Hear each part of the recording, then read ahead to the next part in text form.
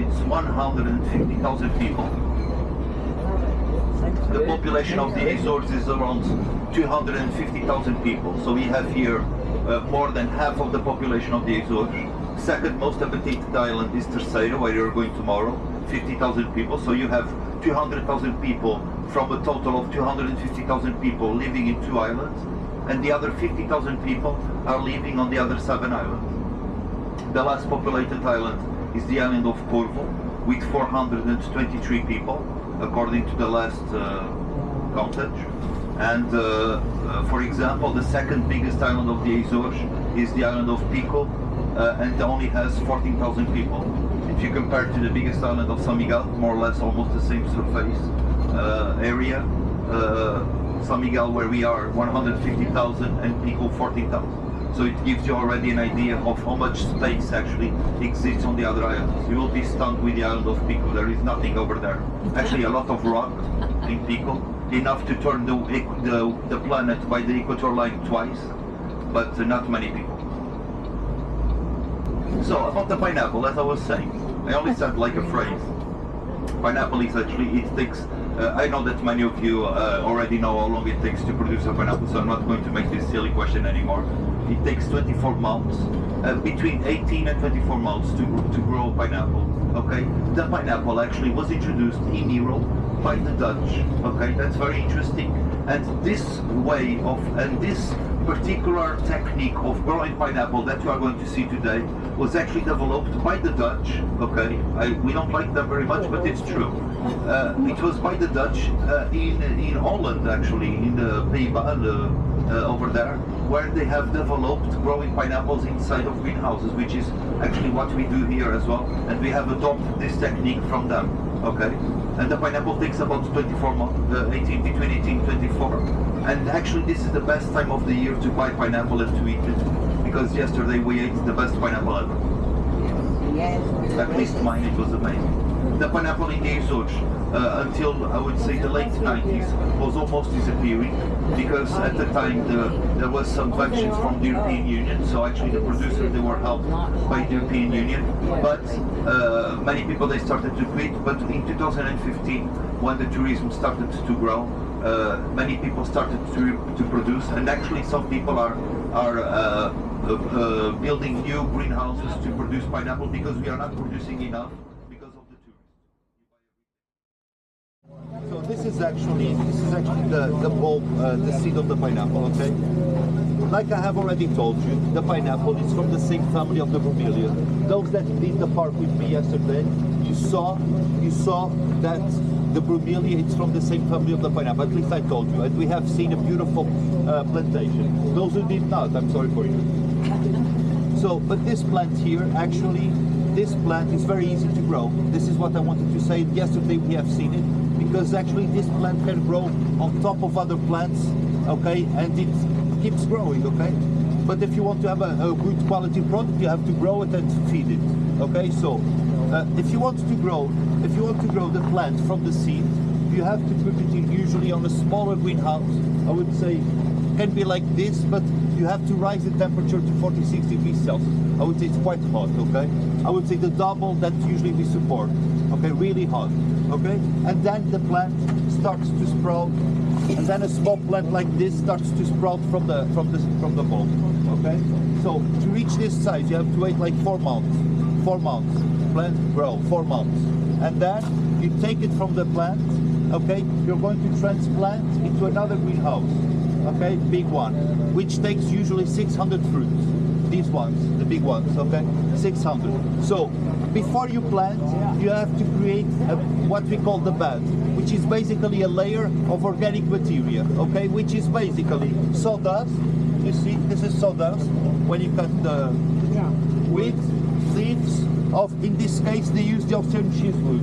Okay, Australian cheesewood, it's a tree that we have already seen in the house of Maria to divide the properties. You remember that? Yeah. This is actually invasive, okay, and it's phytotoxic, which means that from the roots it releases toxins that does not allow anything to grow in the surrounding area. Okay, so we cut it and we use it as a fertilizer. Okay, so we cut it, we use it, we mix with the sawdust, we create a layer on the greenhouse, and then we plant with 10 centimeters of distance, which is like close to each other, okay? We plant it, and then it stays like this, I would say 10 months more, okay? Almost 1 year, I would say, in total. Putting these two together, okay? 1 year, okay? We low down the temperature, 26 Celsius, okay? Which is like normal temperature of that we have now. And then it will stay like this for 1 year. And then after 1 year, this is what we have, a little bit bigger, what you have, okay?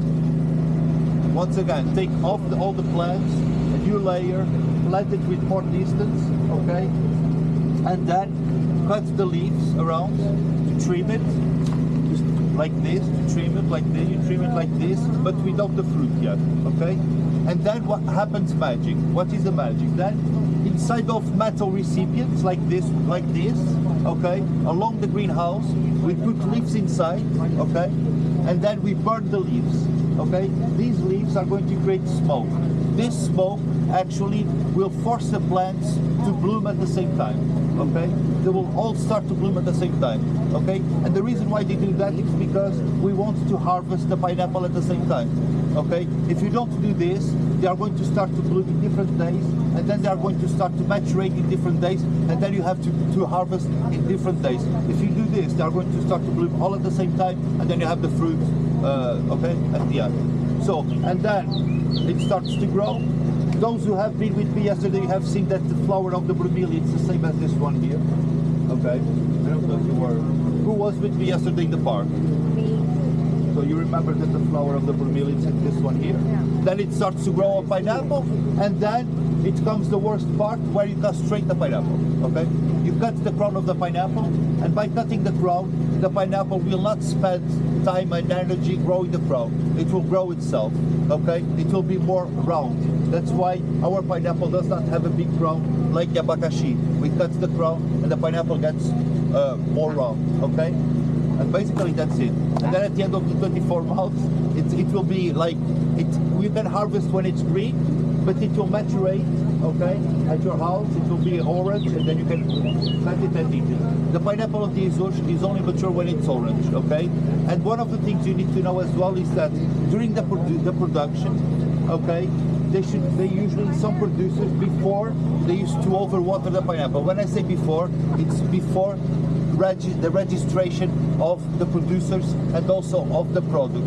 Because when they register, you have to respect a certain weight. Because some producers, they used to overwater the pineapple, that would give big fruits, but very acid, okay? So they don't, so it's important to control the water that you use, because if you have a big fruit, it's going to be acid, and it's going to exceed the weight that is permitted by law, and then you don't receive the subvention. Okay, so you have to respect some rules of production. So if you are planning to start a new business here, you have to think about this. Okay? Okay. So they paint these greenhouses in white to reflect the sun, because if not, it's too hot. And the water that they use to irrigate, which is what they are doing now, it's from the rain actually. So that's actually water from the rain. Okay, any questions? Wow, we're going to take a picture of this part. You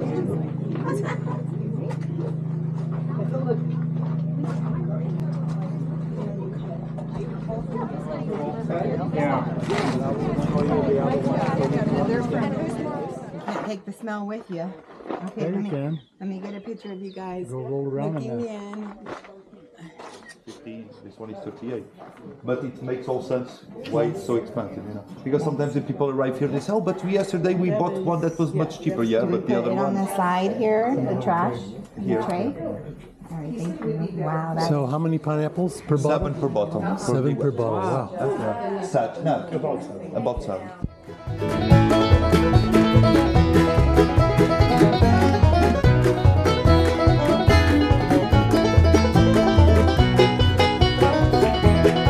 Are you ready for the best time of your life?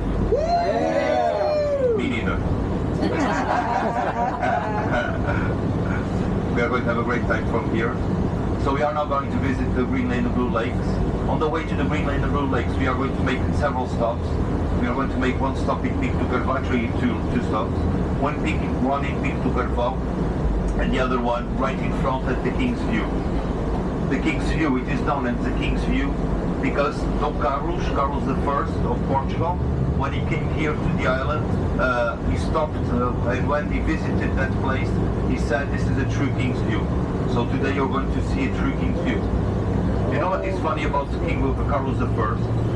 He was actually one of the last, was actually killed, to be honest, he was killed.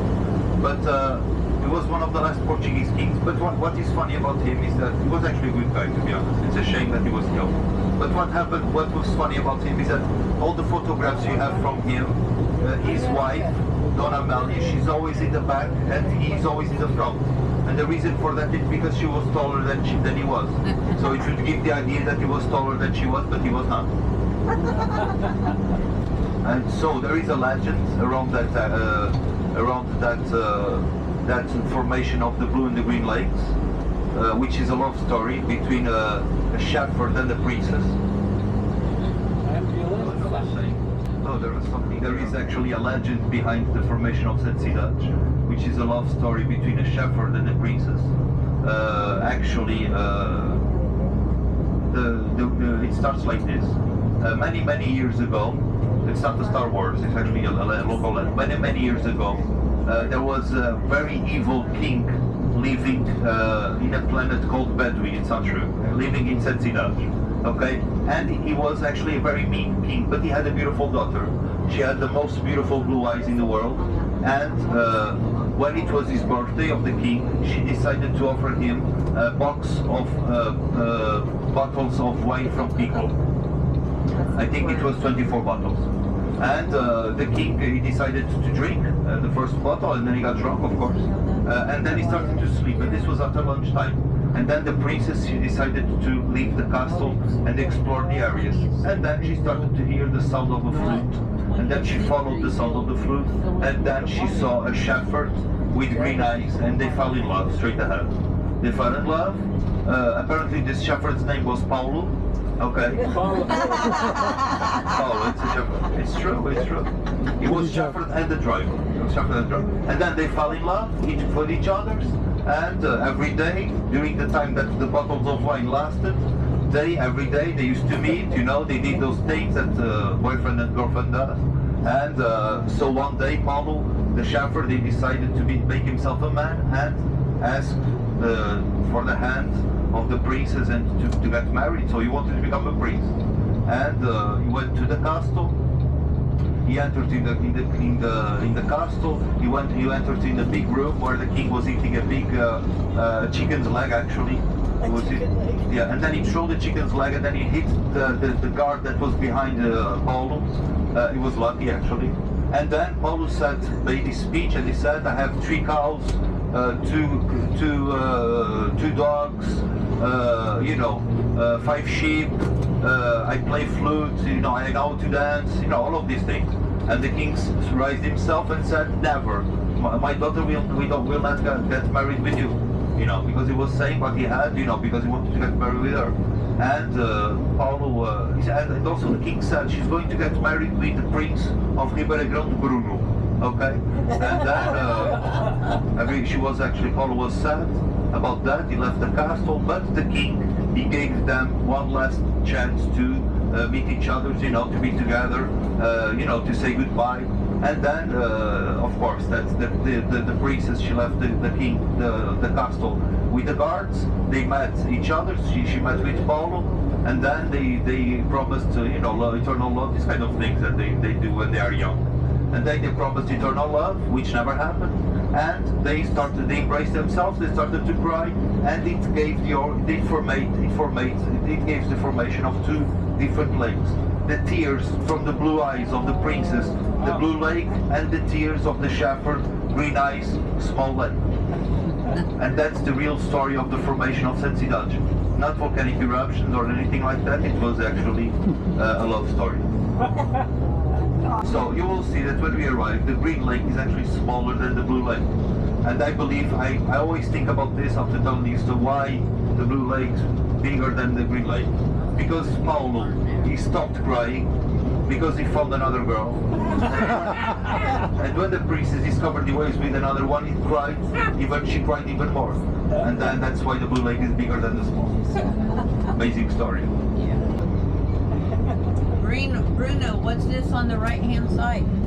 This was actually, it was made for the movie E.T. And if you remember, the last part he was going home and it was here. I knew I shouldn't have asked. This is the... sorry, I'm sorry. This is the telecommunications old anthems. They are not being used anymore. Oh. I always ask myself, because I'm sure it's full of water inside of that... Yeah, the cone. Yeah. You can actually see it. Oh, we are starting by the hydrangeas. The paradise of the hydrangeas. Yeah. Amazing. This usually only happens in August, okay? So for us, they did. Yes, yes. Just for us. So if you remember, the program used to say on the last day of excursions, Bruno is going to take you to a road full of hydrangeas, which usually they are only open in August. But because you are going to the Azores, they will be open for you in June.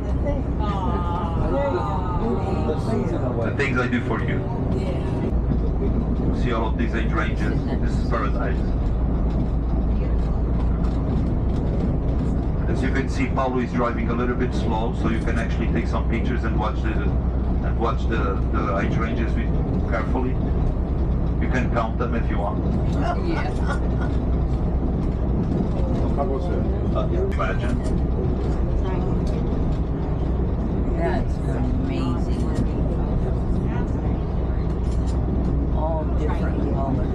When people ask me why do I live here, and I always say because I have edges of hydrangeas.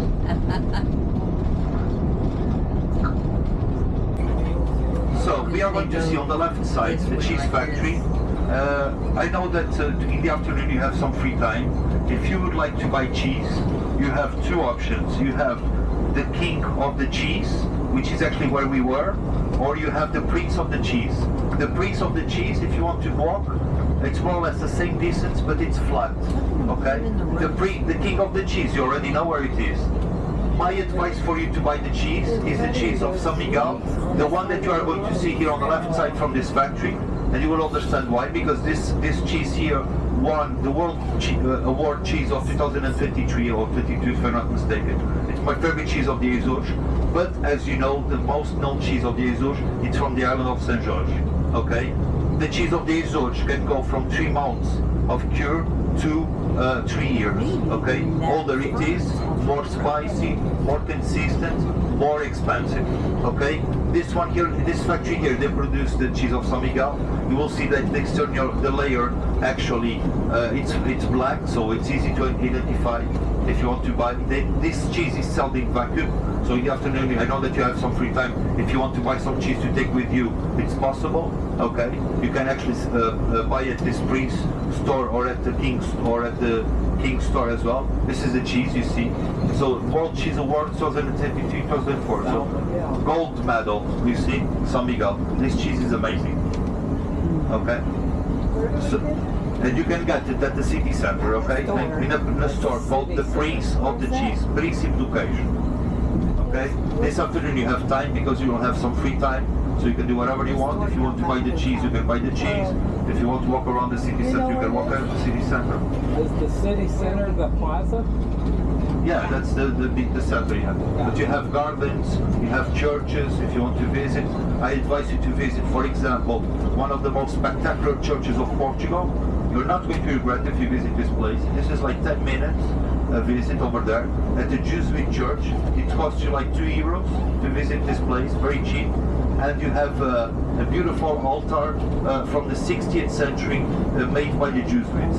And this altar is interesting because it was made with local wood, which is the juniper before, so local cedar, and some jacaranda, which is the most noble wood from Brazil. And it's interesting to note that since the Jesuits, they were expelled from Europe on the 18th century, so in our case in Portugal it was around 1780s by the Marquis of Pombal. The Jesuits, they were expelled, and they did not finish the construction of this church, which means that the church is not golden, just like all the other Latin churches in South America and also in Portugal and Spain. Okay, so we really wanted to visit this church because it's the Rococo. It's the most spectacular example that we have probably in Portugal. I'm not exaggerating, or even in Europe. And it really worth to visit. Jesuit church. And then you have the military museum, also worth a visit. Lots of places. Each small hill that you see here, it's a volcano. Actually, the central part of the island is the youngest one. If you look to the right, you can actually see small volcanoes aligned in the center of the island, which is around 250,000 years only. 250,000, okay. Years old. Fantastic. The slide one time? No, this was actually an exploitation of rock. This is pyroclastic ashes, and this rock usually is associated to very explosive volcanic eruption, in which the red is the oxidation, and the black, it usually means that the temperature, the cooling down, the temperature came down really fast. And you can actually see very well now the alignment of the volcanoes in the central part of the island. On the other side, it's the fire lake, in which I highly advise you in the afternoon to visit, to grab a taxi and go. The fire lake is the second biggest lake of the island. Very beautiful, huh? On the left side, it's the south coast. I'm sorry, I'm lying. On the left side, it's the north coast, and on the right side, it's the south coast. Everything that you are seeing in this area, as you know, it's mine. The people are mine as well. Podes parar aqui. We are going to stop here. We are going to make an 8-minute stop here.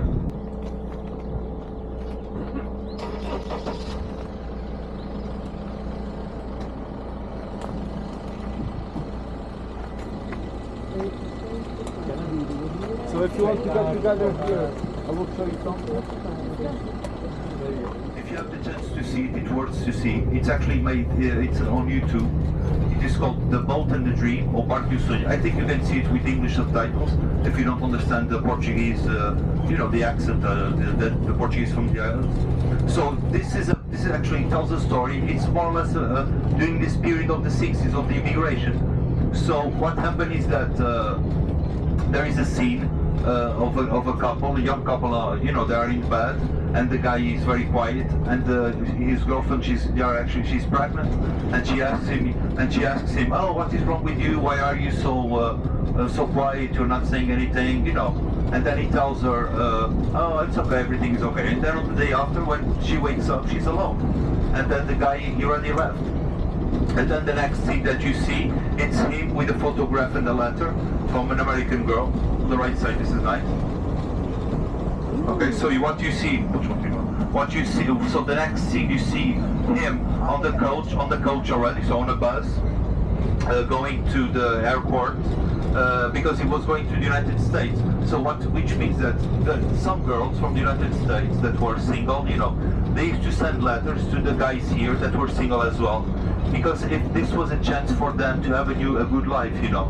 Sometimes these girls, they had money, but they were not very pretty, let's be honest. And they had not many chances of getting married in the United States because, you know, they were over single, let's go and say it like this. Okay, I don't want to be rude. And these guys, sometimes they were even married, or they were going to get married, or they had girlfriends, or, you know, and they used to leave, and these girls alone, and go to the United States. And this was actually socially a problem here, because these girls that were going to be alone, socially they were not well seen, because sometimes they had babies, or they were, you know, used already, because it was important to get married with a virgin, you know. These kind of things were very important, and sometimes it means that these girls, they would be alone for the rest of their lives. Volcano on the right side, this small hill, it's a volcano as well. Beautiful, this area. Yeah, same. On the right side you have La Petite Suisse. On the left side you have here a tourist. Look at this wall here on the left side. This is full of water. It's sphagnum moss. It's a moss that can hold 90 times its own weight in water. This water will slide slowly to the aquifers and slowly to the water sources. That's why it's important to protect these areas, because if you don't, the water, when it rains, it will slide directly to the sea. That's why nature is so important to us. Sometimes you forget about these things. Then we start to cry when because there is no water. We are going to see in a couple of minutes as well, on the left side of the viewpoint, an hotel that is abandoned for around 40 years. Please, don't go to the hotel. It's dangerous, it's a ruin. Sometimes people fall because the hotel is not in condition. Sometimes there are accidents over there. And also it's private property, okay? It was actually bought by a Chinese group. It was supposed to be a nature hotel, but when COVID arrived, they did nothing, and now we don't know what's going to happen. That hotel was actually a 5-star hotel when it opened. But it did not last too long, because at the time the roads to come here, they were not that good. And also the project of the hotel was supposed to include a construction of a golf course and a tennis club, and this never happened. Beautiful on the right side. The biggest lake, it's the Blue Lake. It's not that blue today because the sky is actually a little bit gray. Usually it reflects the sky, and the Green Lake, it's a little bit more green today because it reflects the vegetation. The hotel on the left side. Please don't go to the hotel. Look at the hotel. It says danger on the left side. You have like plaques everywhere. Danger, perigo, but still people going up. Wow.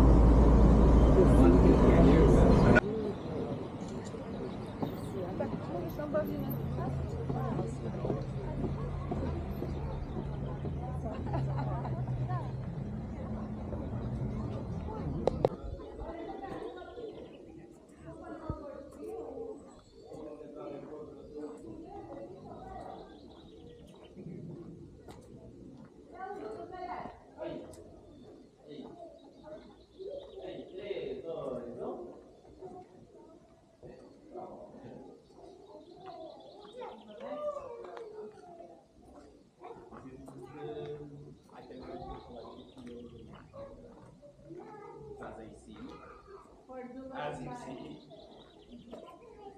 contact with the nature, like you wake up, you're right there. If it's raining, you're right there. Feel it.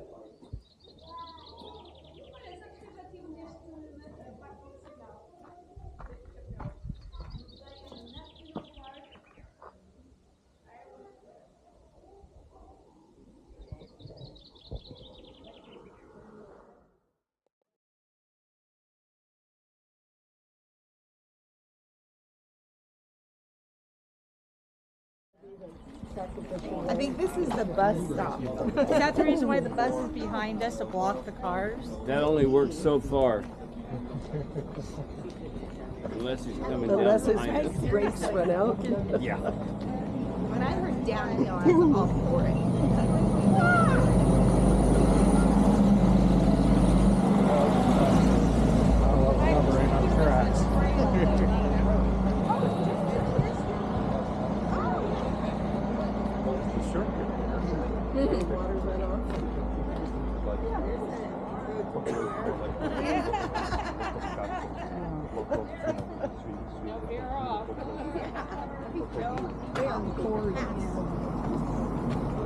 Potatoes, they grow here. Yeah, that's potato on the left side. Potato and beans. They grow them here? Yeah. Yeah. That truck is full. It was full on the left side as well, planted potato. The truck is full. We can do 3-4 harvests of potato per year. Oh. Because of the terrain and the climate. Beautiful, huh? All of this green. We are still inside of the volcano. We are leaving the volcano. We are heading to the rim of the volcano, and then we are going to leave the caldera.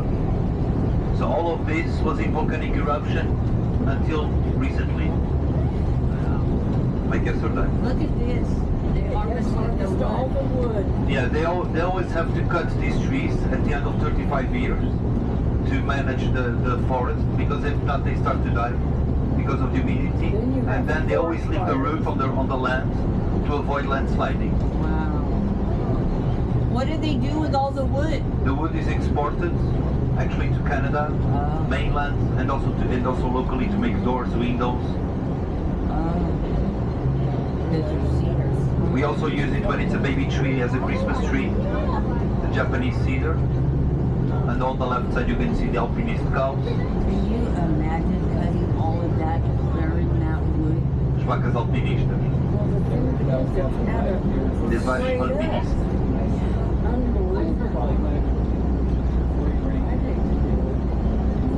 We are going to see on the next stop as well Mosteiros, which is actually the reminiscence of a volcano Yeah. that erupted in front of the island. Oh my god. Oh, wow. You can actually see here the Japanese cedar, the wood here on the right side. Oh my god. Oh, my God. Wow. Oh, look at the trucks. Oh my double. Wow. Amazing. Yes, it is. It is. All of these stairs that you see here on the field, the pasture, is actually the cows that make this with the weight, because the terrain is humid, you know, and because when they lay down, they make these stairs. Yeah. It's not man-made; it's actually cow-made.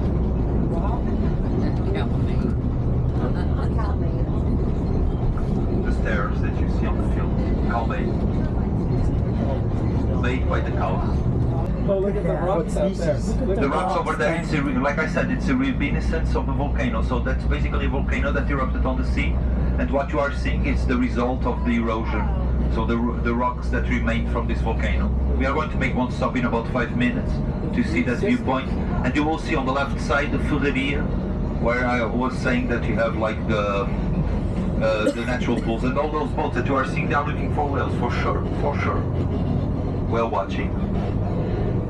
Beautiful, huh? Wow. We are going to turn right here, and with the coach we are going downhill straight to that. You can go, Paulo. I will meet you tonight, later tonight at 7:30, okay? Because we have dinner tonight. 7:30 transfer to the restaurant, which will be at the José do Canto Garden, a magical place. Another English romantic garden.